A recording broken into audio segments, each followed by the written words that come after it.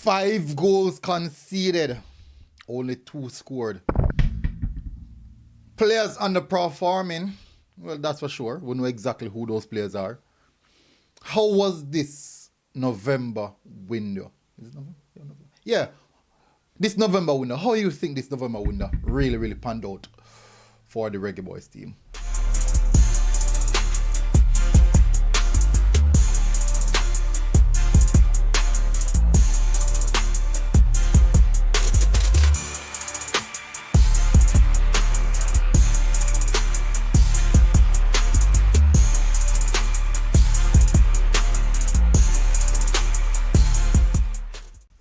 So welcome back, people, to MG Sports TV. Thank you very much again for tuning in.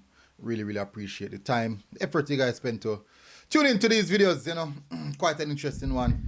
I have to say that we have completed our November window in the CONCACAF Nations League quarterfinals. We came this far, you know.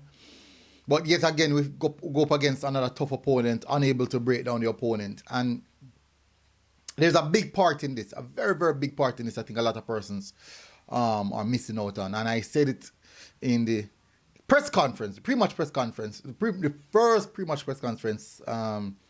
That's the first game that versus USA. I spoke about.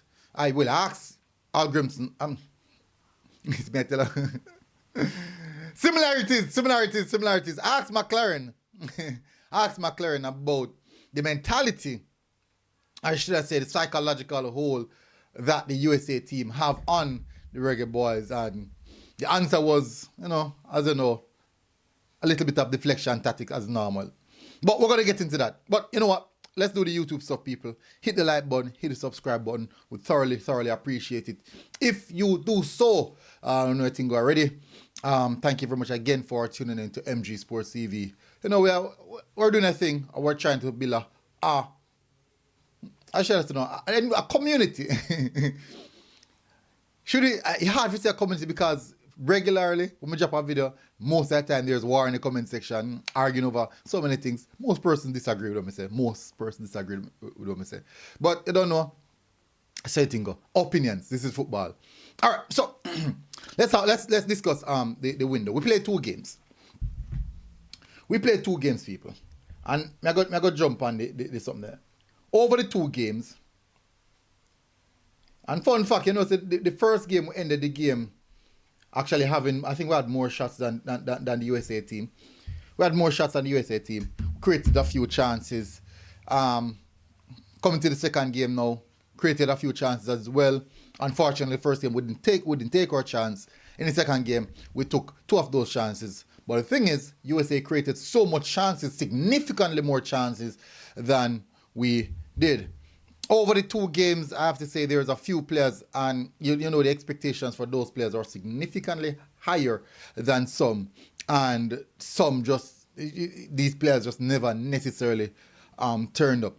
No, it's quite tough because I do believe that footballers have it tough. They really have it tough. If they play good, you can play out of your skin and still have a bad game. You can play out of your skin and still lose the game. But that's just football. Now, I do think that most of our Reggae Boyz players, they can't really take the criticism. I find it very interesting because I think it's more so because it's coming from their own versus when they're at a club and those supporters are criticizing them. They don't really feel it like that. But when it comes from supporters from their home country, it gives it had a little bit more stab into it. Yeah, it has a little bit more stab into it. But I think most of them need to understand that we're just as regular supporters of football, just like the club supporters as well. So when we see things or we don't understand things or we don't like things, we will definitely state just as such. I don't agree with the disrespect, so you don't need to disrespect a footballer. You can say, "Ball, you know, say not play good though." No problem there. He didn't have a good game. No problem there. It didn't look good in the game. You know, miscontrol. You know, I do think so. But you have people who kind of go over the barrier, going into the personal aspect of things, and going into the disrespect part, and you find that. But at the end of the day, it is a tough job. It's a tough role to play. Football, being a footballer is not necessarily easy. Having a tough time on the pitch, coming off the pitch after a loss, then now the fans having a go at you. Yeah, it's very, very difficult. And to restrain yourself, you have to have so much control to restrain yourself to not even reply to some of them. So you have to respect that. All right, so over the entirety of the campaign, I think that Steve McLaren would have looked at this campaign and said, you know what, I did a few wrong. I did a few stuff wrong. Just evaluating both games, I did a few stuff wrong. And how can I make it better? What did I do wrong? Identify what exactly did wrong. How can I fix it? Going back to what I said initially, where I asked the question in the pre-match press conference for the first USA game, I said USA team has a psychological hold on the Jamaica team. It doesn't matter what players are in the Jamaica team versus what players are in the USA team. They consistently have that strong psychological hold over us, and that seems to be playing out each time. Now, watching both games, you can see the psychological hold, and I think McLaren kind of dropped into that little shell as well, where the psychological hold just grab onto him just the same. A little bit of fear factor, just the way him start some of the games. You can see starting on the back foot, yeah, those aspects. Then now, in the last game, the first substitution was taking off a defensive, an attacking midfielder and putting on a defender. You know, these little things, even though it's tweak to balance the team, but these little things kind of show the psychological hold a USA team have on us, that with that fear factor we have. Half time we went in there a little bit with a mid block, and half time we're losing 3-0. And you have to ask yourself the question, why? What's going wrong? What's the situation? Second half, handbrakes off, going at them, game ended 2-1. In the second half ended 2-1 in favor of Jamaica. Then you ask yourself the question, why didn't we necessarily start the game in that fashion, handbrake off, going at them? We didn't have nothing at all to lose. So as I said, McLaren maybe just drop into the psychological aspect of where the USA have us in. And the first game as well, starting six defenders. I think 6 or 7 defenders. Starting about 6 or 7 defenders on the pitch. We still lost the game 1-0. When in the second half come in play, handbrakes off, we start creating more chances, start getting opportunities.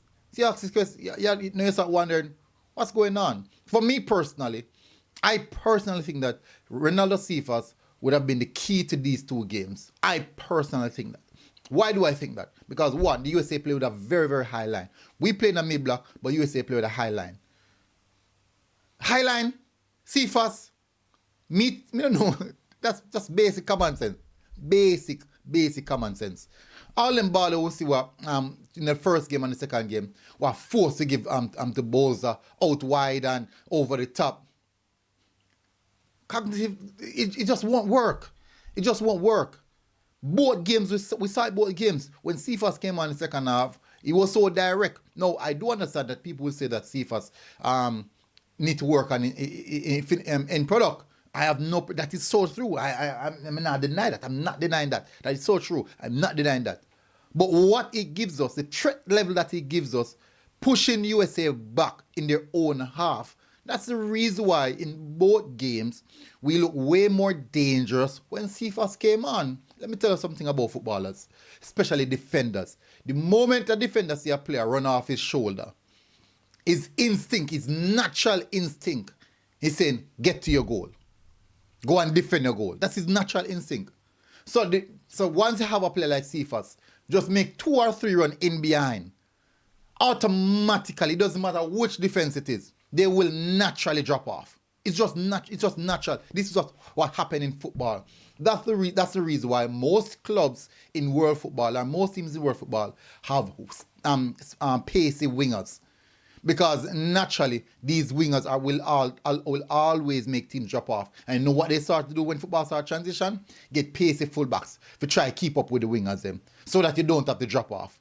But when you look at the USA team, definitely, if we had the pace from the start of both games, I'm 100% sure that they would not have that much control of the game. It would have been a game of basketball, to and from. And who get the better chance, take it. But when you're going to a game so conservative, we set up ourselves for problems.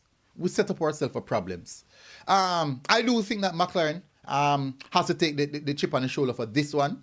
He has to look through and say, I got both games wrong.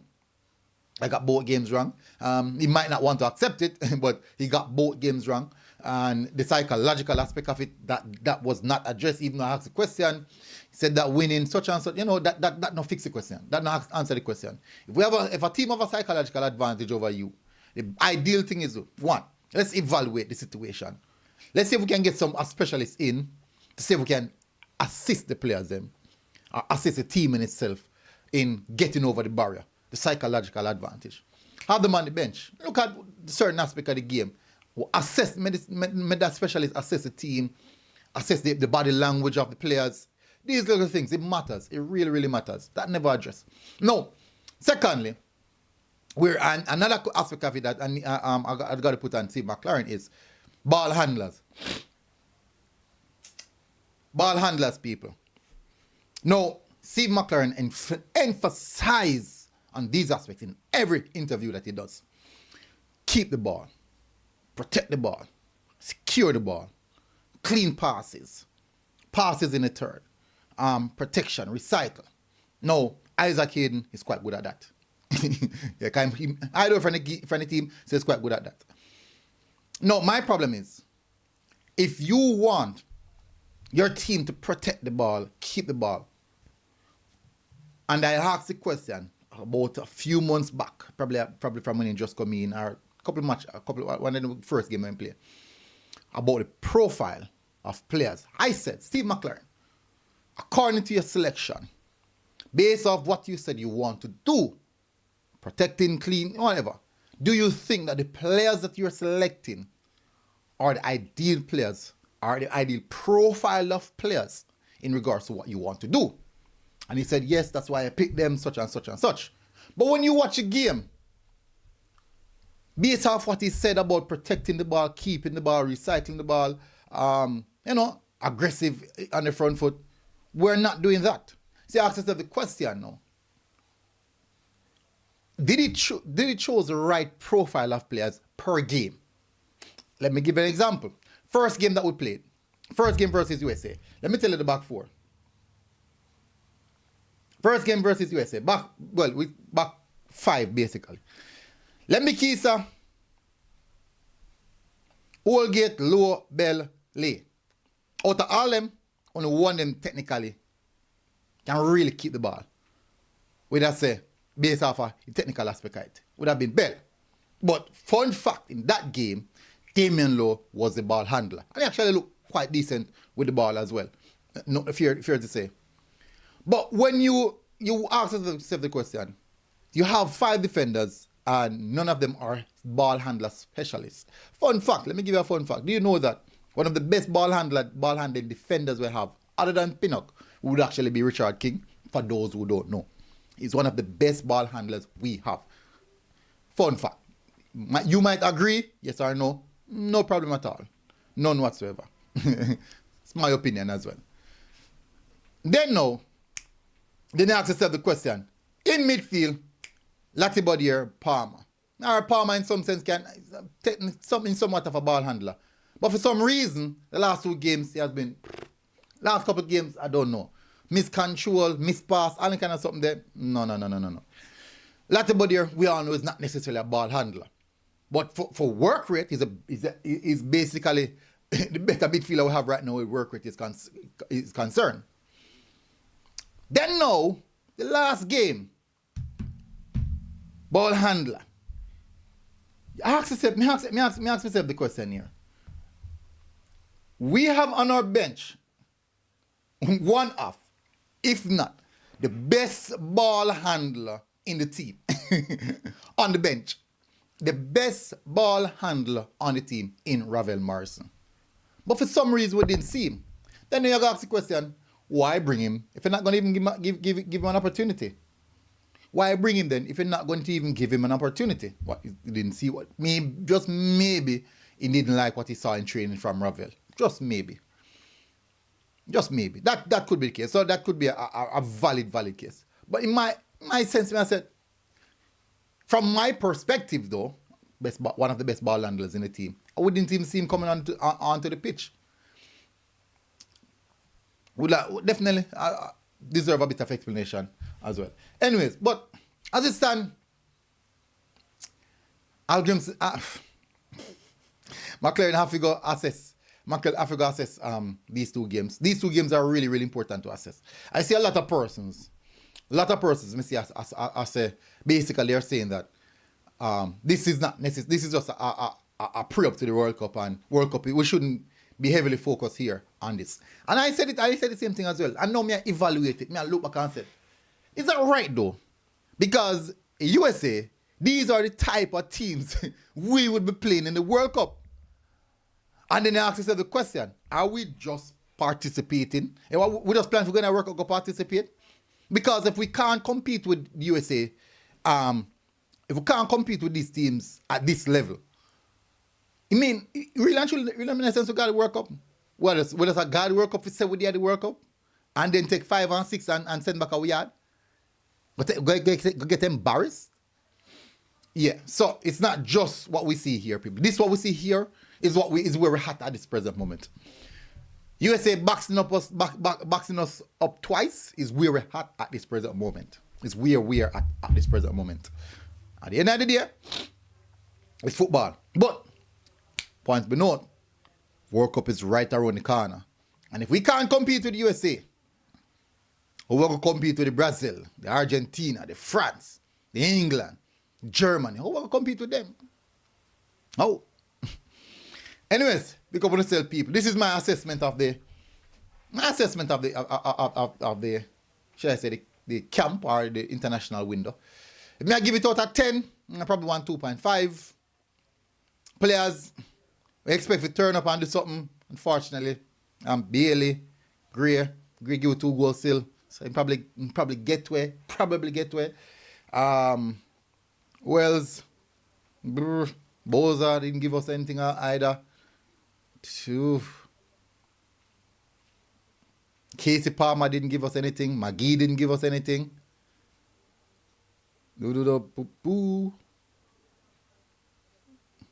Tavan Gray, not much. Wells, Mason Woolgate, jeez, my word, man. Oh, anyways, yeah. I have to say hats off. I think Latibody here for both games. I think I have to say Latibody is our best player. Latibody was our best player. He was the one who stand out. Yeah, people are going to dispute that. A lot of persons are going to dispute that. But at the end of the day, is my opinion as well. So big up on yourself, people. Smash the like button, hit the subscribe button. Soon again, now I mean, MG Sports TV. Next international window for the Reggae Girls this month 29th of November and 2nd of December. And then now, next year again. Nothing go already. Big up on yourself, people. MG Sports TV. We're out. God bless. Now I mean, enjoy your Sunday, people. Yo! Now I mean.